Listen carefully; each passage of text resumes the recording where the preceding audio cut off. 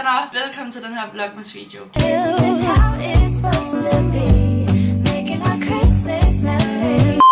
Den der metro skal stop med at køre, hver gang jeg snakker. I dag er det en video, jeg har glædet mig for sindssygt meget til at lave til jer. Og det er fordi, at jeg har glædet mig til den dag, jeg vil begynde at lave noget indhold, der fokuserer på enten at strikke eller at hækle. Fordi hvis I bare har fulgt med i 2 sekunder på min Instagram, så ved I, at jeg elsker at hækle og strikke. Det er min yndlingsbeskæftigelse i hele verden. Og jeg laver ikke andet på daglig basis, end at sidde med strikkepind eller hæklepind i hånden, og så bare kreere derudad. Og jeg har rigtig længe virkelig gerne vil dele det her indhold med jer. Men jeg tror bare, det er lidt svært, når man er vant til at lave én ting, og så ikke at gå over i at lave noget andet, men også at prøve at lave noget nyt. Og sådan har jeg det med hækle og strikning. Men derfor tænkte jeg, at vlogmas skulle være en fantastisk mulighed til lige at prøve at teste lidt af, fordi at nogle af jer måske kan bruge det her til noget eventuelt julehygge eller julegave. Og hvis det så klarer sig rigtig godt, eller hvis det virker til, at I er glade for det, så kan jeg jo altid tænke over at lave mere af det. Fordi personligt, det lyder virkelig tosset,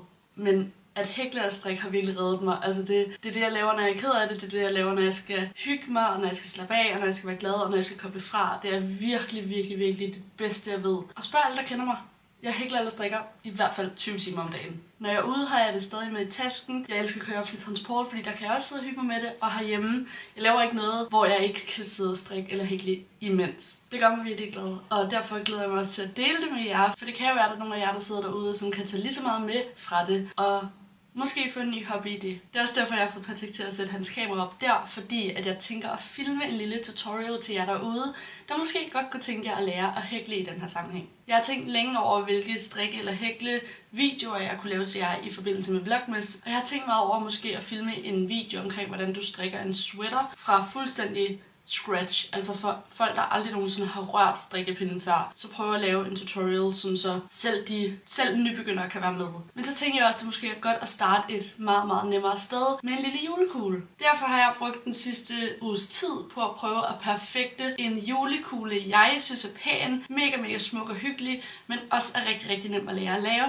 Og derfor tænker jeg, at det er den, jeg vil lære jer at lave i dag. Så den her video er lidt mere tilegnet til jer, der måske godt kunne tænke jer at lære at hækle, men ikke rigtig ved, hvordan man gør, eller hvor man starter. Man kan også sagtens være med, hvis man er rigtig god til at hækle, og bare gerne vil lære at lave den her julekugle. Men det bliver meget informativt at snakke og forklare, sådan så alle kan være med. Og så håber jeg selvfølgelig bare, at der er nogle af jer, der kan få noget ud af den her video. Jeg vil også sige, at jeg er lidt nervøs, fordi at jeg er exceptionelt dårlig til at forklare ting. Jeg er meget sådan learning by doing. Jeg kan ikke rigtig finde ud af at forklare, hvad det er, jeg gør. Det er også derfor, jeg har sat et kamera op. Det er fordi, at hvis jeg nu er sindssygt dårlig til at formulere mig, så kan jeg kigge på videoen, og så dermed se, hvad jeg laver, og dermed forstå, hvad jeg siger. Måske. Fordi alt jeg kan, der handler om hækling, har jeg selv lært over YouTube. Jeg har set en masse videoer på det, og lært det den vej fra, fordi jeg netop lærer bedst af at se, frem for at prøve at forstå, hvad folk siger eller skriver. Men det gør også, at alt hækling, jeg har jeg lært igennem engelsk YouTube. Det vil sige, at jeg forklarer termene på engelsk, fordi det er sådan, jeg har lært det. Men jeg vil så også sige, at jeg er rigtig glad for, at jeg har lært det på engelsk, fordi det gør, at der er mange flere ting, jeg kan lave. Næsten alle opskrifter, jeg finder, de er på engelske. Og jamen, jeg selv har lært at hækle på engelsk. Der kan jeg også forstå mange flere opskrifter, end jeg ville kunne, hvis jeg havde lært det på dansk. Så jeg synes personligt, det er et fedt hack at lære det på engelsk til at starte med, så man kan forstå de fleste opskrifter. Men nok snak. Jeg har designet min egen lille julekugle, og ligesom prøve at bygge en opskrift sammen, som jeg føler er let at lære for jer, der ikke kender noget til at hækle. Og det er godt lige at have i mente, at bare fordi jeg bruger en bestemt størrelse hæklenål eller en bestemt størrelse garn, kan du altså gøre det med lige det garn eller lige den hæklenål, du vil. Bare vær opmærksom på, at jo større hæklenål du bruger, jo større vil kuglen også blive, og det samme den anden vej rundt. Hvis du bruger en rigtig, rigtig lille hæklenål, tynd garn, så vil det også blive en rigtig lille kugle. Så det er altså ikke fordi, det er slået fast, at du skal bruge det, jeg gør. Du kan bruge lige, hvad du vil. Bare vær opmærksom på, at det kommer til at ændre størrelsen på din julekugle. Men noget andet, jeg elsker ved den her opskrift, det er også, at julekuglen bruger rigtig, rigtig lidt garn, hvilket også gør, at det er rigtig godt, hvis du har garnrester liggende. Og så kan du bruge, hvad du lige har. Inden jeg begyndte at filme, der lavede jeg altså lige en lille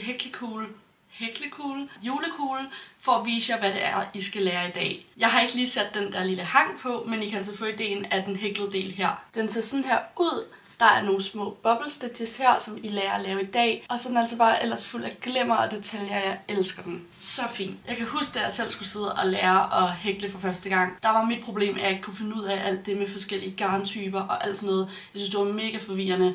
Og derfor har jeg også samlet garn her, som I sindssygt nemt kan få fat i. Også for at vise jer, at det behøver ikke være lige så dyrt at hækle og strikke, fordi det er en dyr hobby. Og det behøver heller ikke være svært at finde dine materialer, fordi det kan gøres på mange måder. Derfor har jeg været ude og finde garn i Bilka. Jeg tænker nemlig, at alle, der ser den her video, kan finde en Bilka i nærheden af jer. Jeg har købt den her nøgle fra Bilka. Det er akrylgarn. Jeg elsker at bruge akrylgarn til sådan noget her. Jeg hader at bruge det til f.eks. tøj. Det er ikke sådan noget sindssygt lækker garn, synes jeg. Men det er rigtig godt til sådan nogle her ting. Så jeg har købt noget hvidt akrylgarn, og Bilka har også fået det her glimmergarn. Nu har jeg så lige brugt det, ikke? Bilka har fået glimmergarn. I hvert fald min Bilka. Jeg handler i den på Feels. De har fået glimmergarn, og jeg elsker det så meget. Det koster 29 kroner for sådan en her.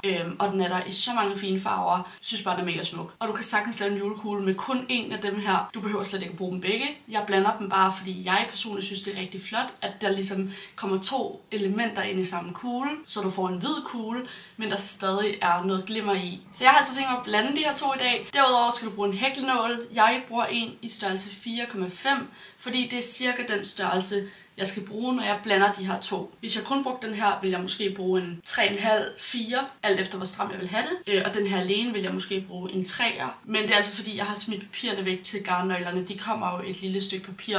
Og på det papir står der, hvilken hæklenål eller strikkepinde du faktisk skal bruge til den garnnøgle. Det skal altså siges, hvis I har nogle spørgsmål, skriv det i kommentarerne. Jeg sidder altså og svarer på dem så godt jeg kan. Hæklenåle kan du også købe i Bilka. Super nemt. Du kan købe dem i Søstrene Grene. Jeg bestiller dem over nettet fra Yarnliving hovedsageligt. Jeg har købt hæklenåle overalt. Altså en saks skal du også bruge. Og til sidst skal du altså bruge noget fyld til kuglen. Der er mange måder at fylde kuglen på. Altså der er nogen, der gør det med sådan nogle flamingo-kugler. Der er nogen, der gør det med restgarn, hvor du bare propper det ind i og ligesom fylder den op, sådan, så den bliver fuld. Jeg har købt sådan noget pudefyld, vil jeg kalde det. Det er sådan noget her fluff, som du altså kan fylde din kugle op med, sådan, så den netop bliver fast.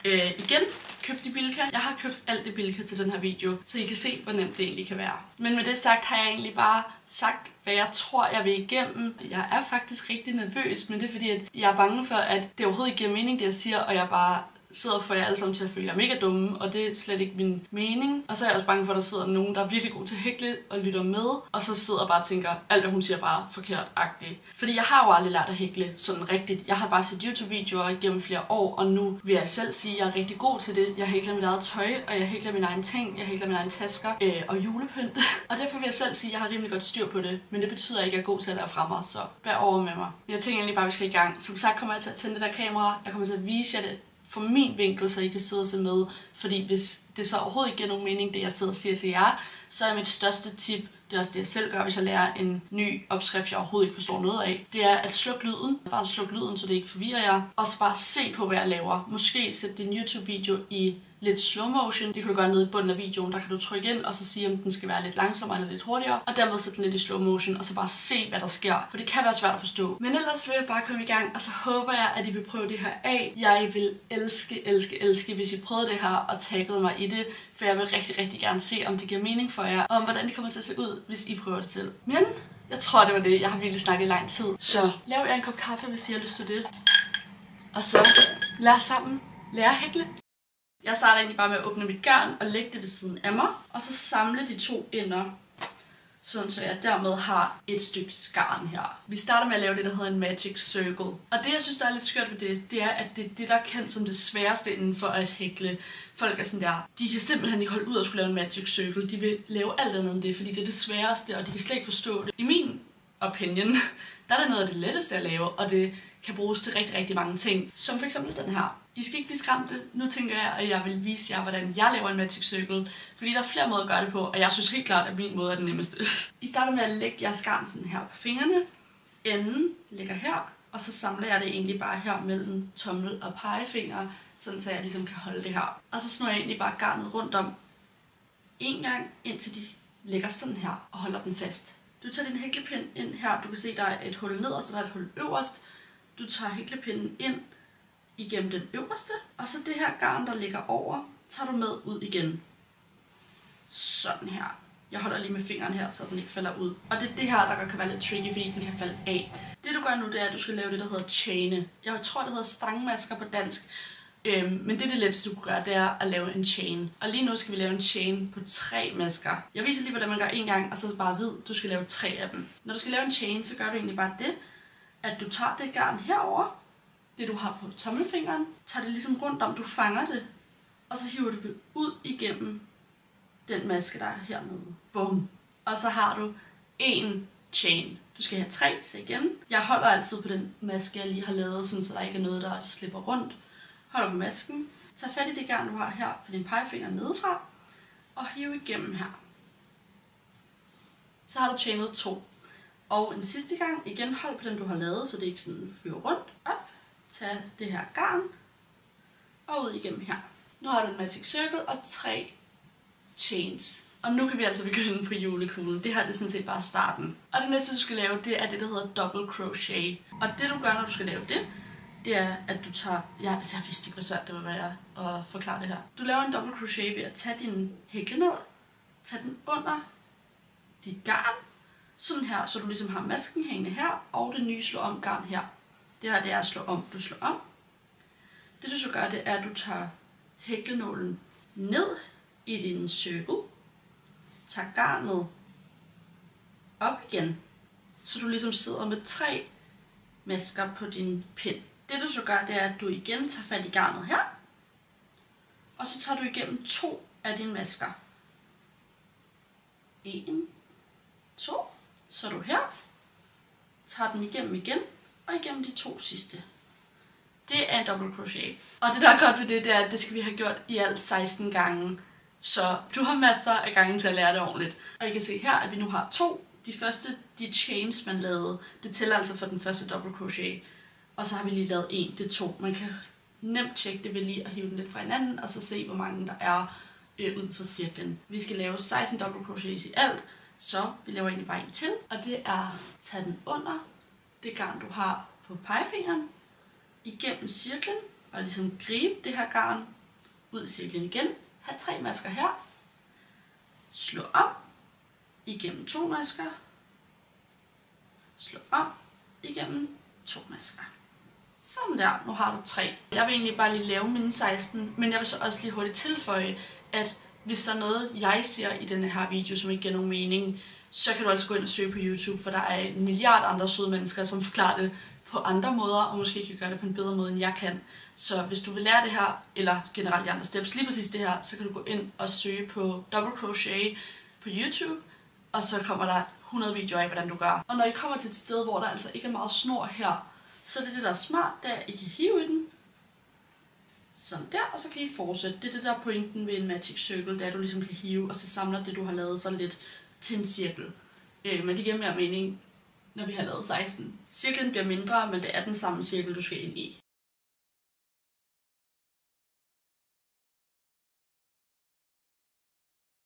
Så har jeg lavet 16, og det jeg gør nu, det er, at jeg ligesom tager de her tråde ud, og så hiver jeg bare, fordi så samler det sig til en rigtig fin cirkel.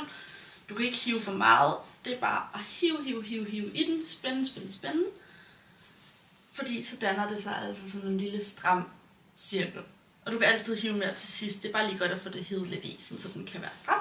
Og det næste vi skal gøre, det er egentlig at lukke cirklen. Det kan være lidt svært, når man er nybegynder at lokalisere, hvor maskerne er henne. Men jeg vil vise jer det så godt jeg kan. Og det er fordi, vi skal ind i den 3. maske her, hvor man starter med at tage den her, der er tættet på cirklen. Så tæller man 1, 2, 3. Det er den første maske heroppe på den første double crochet, vi har lavet. Så tager man hæklenålen ind igennem den øverste maske, hvilket ser sådan her ud. Og så skal man altså lige være opmærksom på, at det er den lange tråd, vi arbejder med. Den her skal man bare lade hænge. Den her gang skal vi lave det, der hedder et slip stitch. Og det er egentlig bare hæklenålen igennem, som jeg viser. Tag garnet ud. Og når du står her, hvor vi før vil tage garnet over pinden og tage ud igennem 2, så tager du altså bare masken direkte igennem den anden maske. Sådan der. Og med det har vi altså lukket cirklen, og dermed er første række færdig. Nu har jeg sådan set lært næsten alt, hvad I skal lære. Næste række bliver meget nemmere, fordi der skal vi ikke lære noget nyt. Det vi gør nu, det er, at vi igen chainer 3. Så nu står vi her, vi gør præcis det samme, som da vi lige havde lavet vores Magic Circle.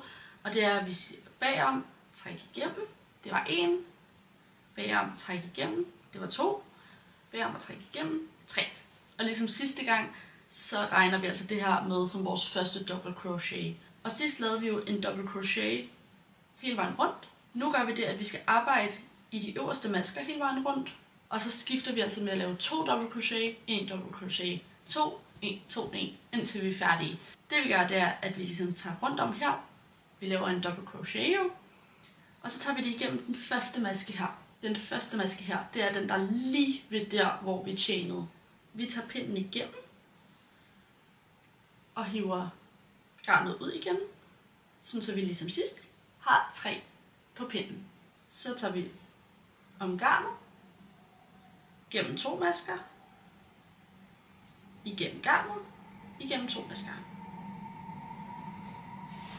Og med det har vi altså 2 double crochet i 1 maske. Og i og med at vi skifter fra 2 til 1, 2, 1, 2, 1, så skal vi altså i den næste kun have 1. Så vi laver en double crochet i den næste maske.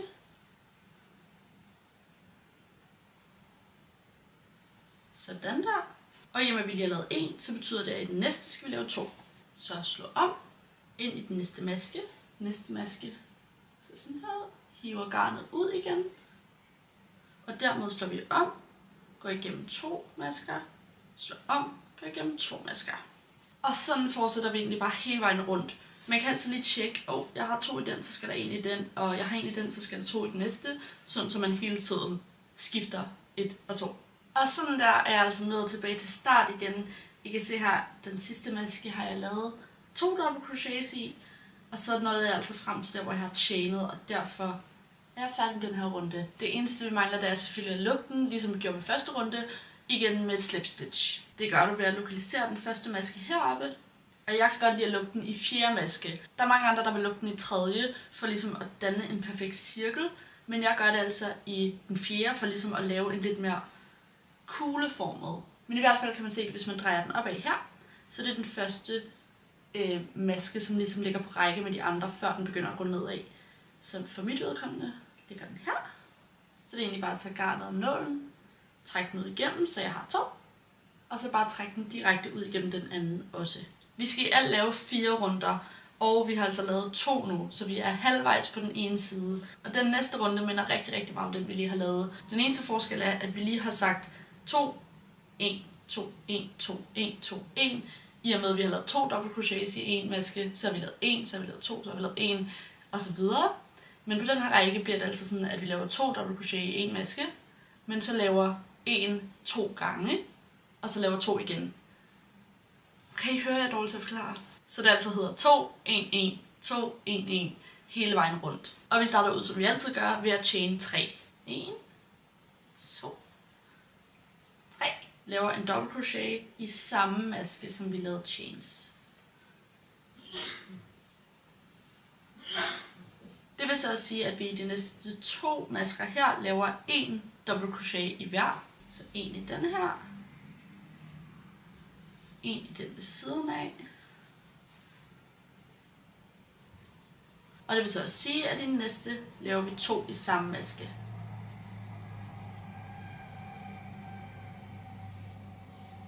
Så vi kan se 2, 1, 1, 2. Og så laver vi igen bare hele vejen rundt, indtil vi er tilbage til start.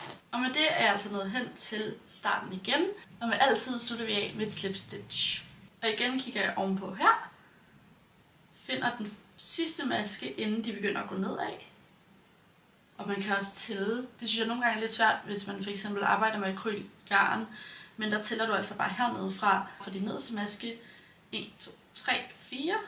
Det er altså den her. Trækker den igennem. Op og ud igennem den sidste maske. Og fordi jeg trækker den igennem 4 maske, så danner det sig altså sådan her kuppelform, skålform, frem for hvis jeg havde gjort det i 3. maske, så ville den være mere flad.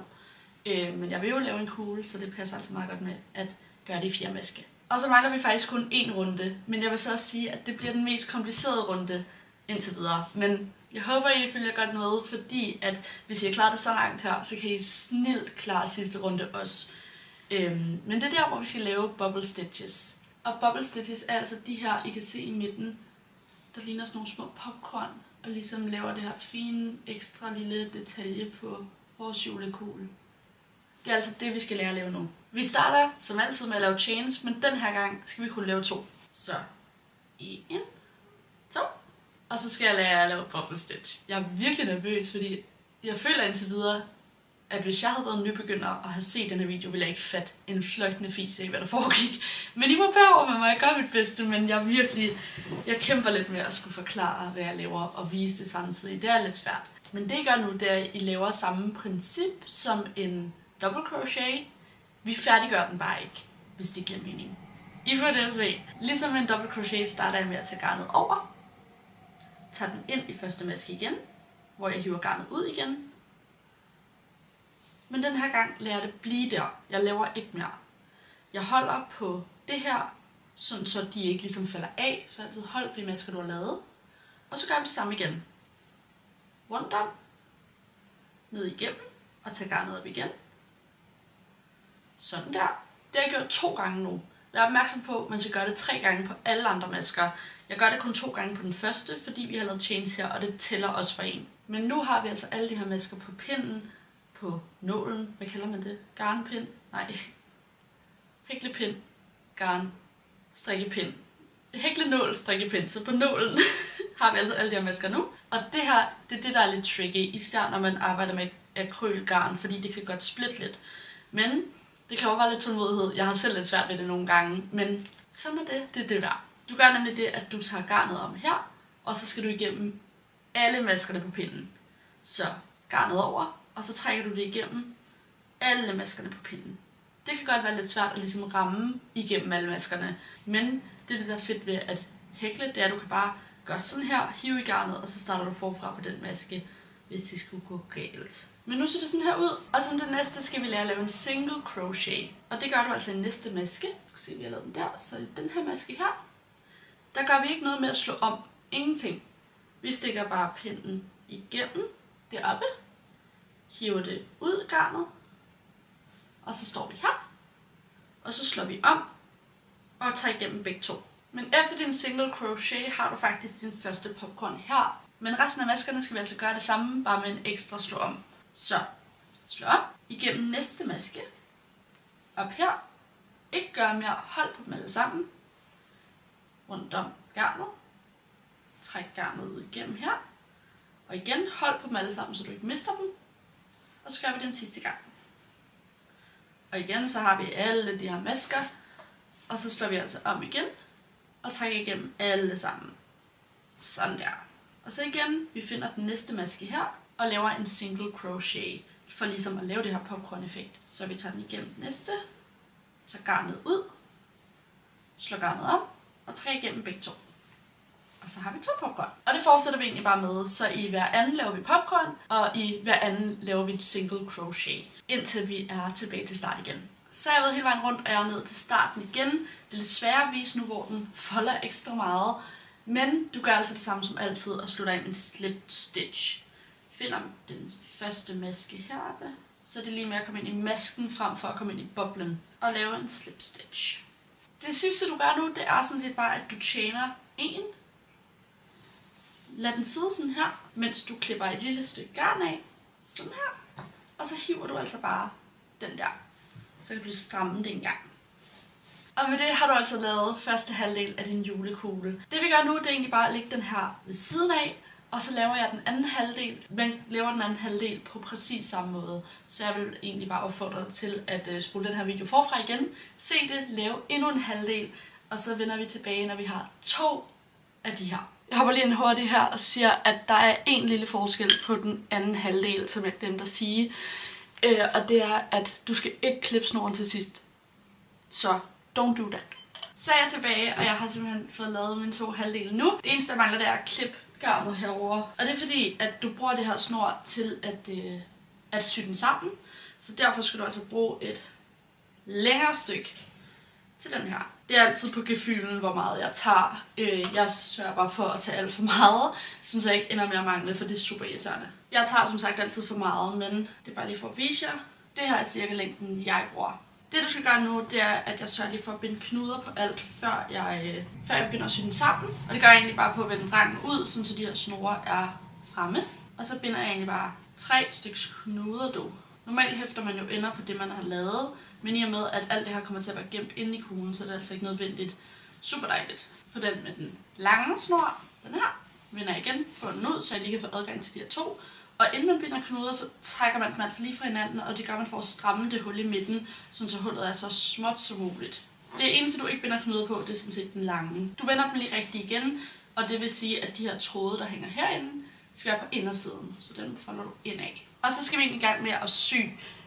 Og jeg glemte at nævne i starten, at du også skal bruge en nål til det her projekt. Det skal du. Jeg tråder egentlig bare lige nålen og lader den ligge, imens jeg ligesom samler dem her. Og det jeg gør, det er, at jeg lægger enderne over hinanden. De her skal selvfølgelig ind i kuglen, men jeg lægger ligesom enderne over for hinanden her. Og så er det egentlig bare at sy rundt. Der er ikke en forkert måde at gøre det her på. Jeg ved ikke engang selv, om jeg gør det rigtigt. Jeg gør det bare. Og det ser super fint ud lige meget hvad. Du lægger ikke mærke til det, hvis du bare syr med begge trådene her, fordi så ligner det bare en del af kuglen. Men det jeg gør, det er at gå igennem de 2 øverste masker i begge sider. Sådan her. Igennem begge maskerne. Og hiver. Og det gør jeg egentlig bare hele vejen rundt. Jeg sørger for sådan at samle maskerne oven på hinanden for begge halvdele, så jeg ved, at jeg går ind i alle maskerne og ikke ligesom efterlader et hul. Men det her vil jeg sige er det nemmeste step, for det er egentlig bare at gå igennem begge masker. Og du kan tjekke du igennem maskerne ved, at du ligesom har, jeg siger 2 hvide snore. Og så bliver jeg ved med bare lige at sikre mig, at det er de samme masker, der over for hinanden. Og sådan her bliver jeg egentlig bare ved, indtil jeg er få masker fra at være færdig. Man skal jo selvfølgelig lige efterlade et hul til fyldet. Og så stopper jeg egentlig bare, når der er cirka sådan et her lille gap tilbage. Og inden jeg gør noget, stikker jeg altså lige alle trådene ned i, undtagen dem jeg arbejder med selvfølgelig, sådan så de bliver gemt af vejen. Og så er det altså tid til at finde fyldet frem.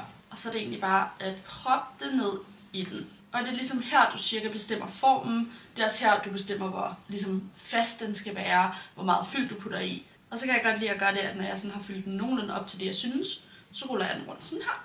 Bare lige for at se formen. Den synes jeg egentlig er god, måske en lille bitte smule mere.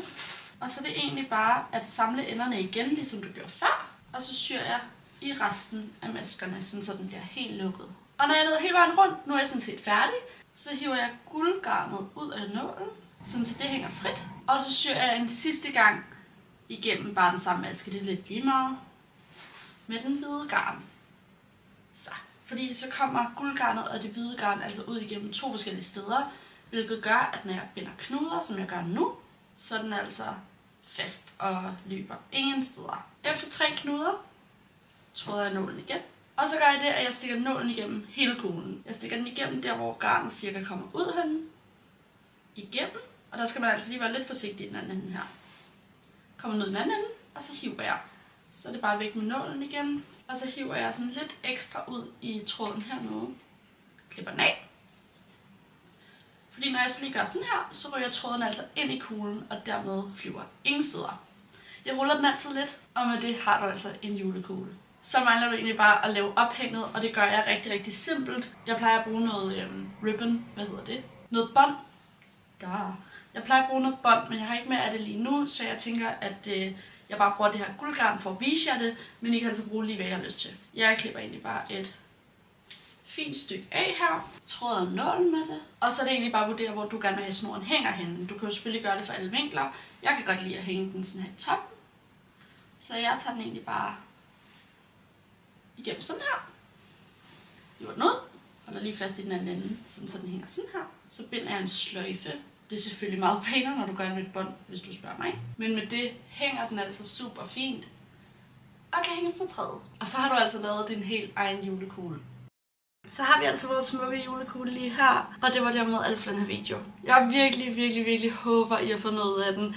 Jeg ved ikke, om det er mig, der er selvkritisk, men jeg sidder og føler mig lidt dum nu, fordi at jeg føler, at alt jeg har sagt, det giver ikke nogen mening, og at det har været svært at se, hvad jeg har lavet, og julekuglen er grim, og alt muligt tosset, jeg ikke skal tænke. Jeg håber virkelig meget, at der er nogen af jer, der har forstået, hvad jeg har sagt, og at det har givet mening, og at I nu sidder med jeres fine julekugler foran jer, som I selv har lavet. Jeg håber, I vil give det et skud og tagge mig, hvis I laver dem, for jeg vil elske at se, hvordan de ender. Og så vil jeg også elske at se, hvordan I laver dem, fordi man kan jo lave dem med alle farver og glimmer, uden glimmer, man kan lave det hele. Det har i hvert fald mit take på det. Jeg håber, I har fundet ud af det. Jeg håber, I har set med, og I har hygget jer. Og så skriv rigtig gerne i kommentarerne, hvis I har nogle spørgsmål. Jeg vil gøre mit bedste for at besvare dem så godt, som jeg overhovedet kan. Og så ellers skriv, hvis der er noget andet, I godt kunne tænke jer, at jeg prøvede at lære jer i forhold til at hækle eller strikke. For det vil jeg selvfølgelig meget gerne prøve at gøre. Men ellers var det alt for den her vlogmas-video. Jeg håber, I har fundet ud af den, og I har hygget jer, I har nyttet sig med. Og så ses vi jo igen i morgen.